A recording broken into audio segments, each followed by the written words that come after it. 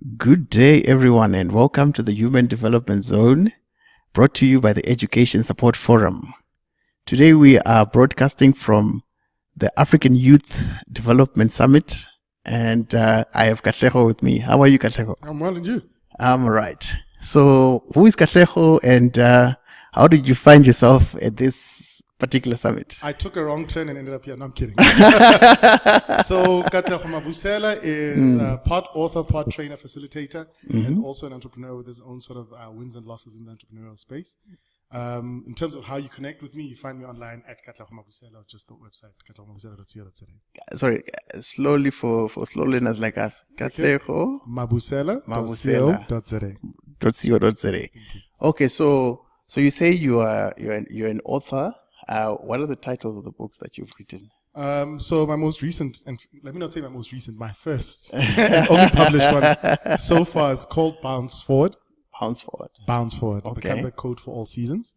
It is a series of lessons that I've learned through my entrepreneurial journey, but specifically around failure and how to sort of use failure as a catalyzing force to, move yourself forward as opposed to it being the end of your story. Wow, amazing. So, I mean, a topical thing is that recently an entrepreneur was on TV and they were expressing how they went through depression, failure, and they were looking for funding. What is your take on that? I mean, generally, what advice would you give to entrepreneurs along those lines? I think we must have a holistic view when it comes to that particular part of the conversation. Yes. So a part of me really empathizes or sympathizes, whichever one it is, with the particular entrepreneur. Yeah. There is a second part of me that feels there's a degree of accountability that still needs to be maintained, because this particular individual had access to a lot of support structure and a lot of support, generally speaking. Yeah. That's the first part of the conversation. But when it comes to sort of depression, anybody who's walked this journey and walked it earnestly will tell you that it is a real thing, because failure results in losses. And at times those losses are physical, sometimes they're psychological and emotional. Yeah. And the natural progression would be that if you don't have the emotional capacity or quotient to deal with that level of loss, you are likely to find yourself in a hopeless space. Once you fall into a hopeless space, the gap and opportunity for depression as a feeling starts to exist. That's why I often say my work is not on entrepreneurs as entrepreneurs, it's on entrepreneurs as people first. So I work with the individual. We need to get you to a place where, come hell or high water, come whatever situation you might be facing, you are equipped with the ability, the emotional ability and tools to take yourself out of that environment and to progress to the next place. Yeah. So depression is real, specifically in sort of high-risk environments like entrepreneurship. Yeah. But I think it's something that prevails across all parts of society. Yeah. And it's something that we need to work on by equipping our people with the tools necessary to deal with those kind of emotions.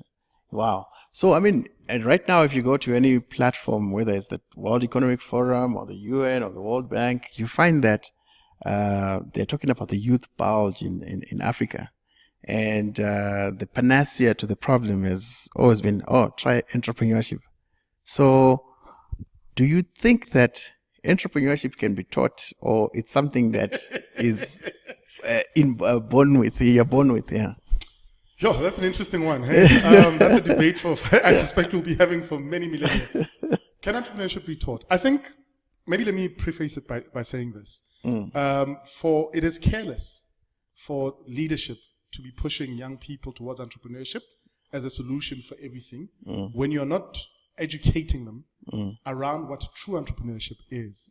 Because it is the equivalent of putting a loaded gun in the hand of a miner. Yeah. Because they do not know what to do with it. Do you get what I mean? So what has happened in South Africa, in the country I'm from, which is South Africa, has been that there's this thing called tenderpreneurship.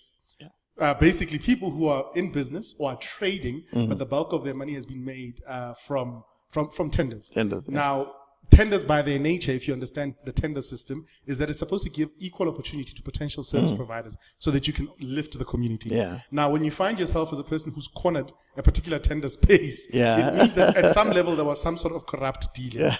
Now, that is a psychology that is widespread. Yeah. And the problem with it, it has given young people the impression that that is what building business is. Yeah. Building a business is tough. Building a business that is a stand-out business and a stand-alone business and has a unique value proposition is very difficult. Yeah.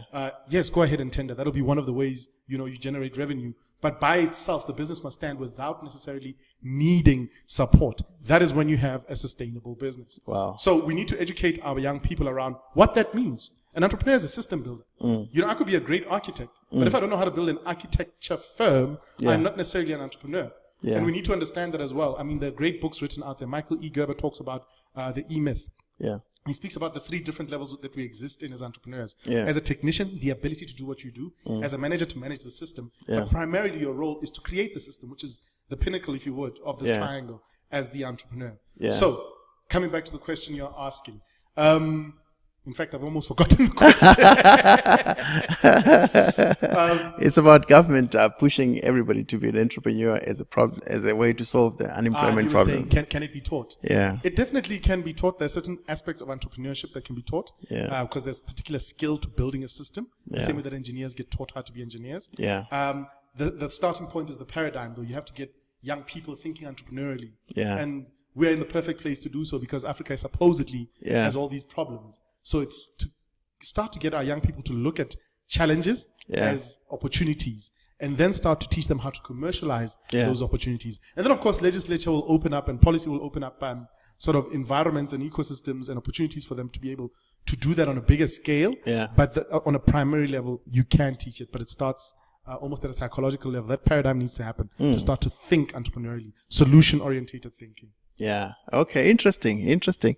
So, my last question to you would be more of a hypothetical question to say, if you had a magic wand and you were the strongest man on earth, what 2 things would you change to make this a better place? To make the world a better place? Yes. With my magic wand? Yes.